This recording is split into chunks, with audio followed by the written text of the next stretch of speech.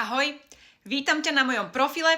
Rada by som sa ti takto predstavila a povedala prečo a ako som sa ocitla v aktuálnom biznise. Vrátila by som sa takto asi o 10 rokov naspäť, kedy som si splnila môj sen a cieľ, a to odsťahovať sa, žiť a pracovať vo Viedni. Možno to niektorí poznáte, keď máte veľké očakávania niekde v zahraničí, ale zabrzdia vás určité okolnosti, a to napríklad nedokonalosť cudzieho jazyka, čo bol aj môj prípad.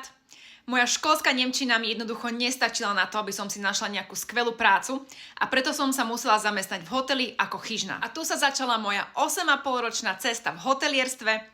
Z chyžnej bola supervízorka, neskôr zástupkyňa vedúcej oddelenia. Niekedy by som si povedala, wow, presne toto som chcela docieliť. No s príchodom dcéry sa všetko zmenilo a práca v hoteli viac nebola možná. V stave, kedy neviete čo ďalej a ako situáciu vyriešiť, prichádzajú do života príležitosti. Mne presne jedna taká v decembri 2021 prišla, a aj keď som nemala absolútne žiadne skúsenosti s danou oblasťou, neváhala som a pustila som sa do toho. Keby mi vtedy niekto povedal, že dňom registrácie sa začne meniť môj život, tak ho asi vysmejem. Toto moje rozhodnutie ale spôsobilo to, že o pol roka som dávala výpoveď z práce, a teraz v máji to budú už 2 roky, čo pracujem len z domu, respektíve odkiaľkoľvek na svete, a zarábam viac ako kedykoľvek predtým v hociakej práci. Okrem toho som dostala možnosti cestovať a dostať sa do takých krajín ako je Kolumbia, Florida, Dubaj, Rím, a začala som si užívať časovú slobodu, rodinu, život. Takže ak aj ty hľadaš vo svojom živote zmenu a príležitosť a chceš byť na tejto ceste spolu so mnou,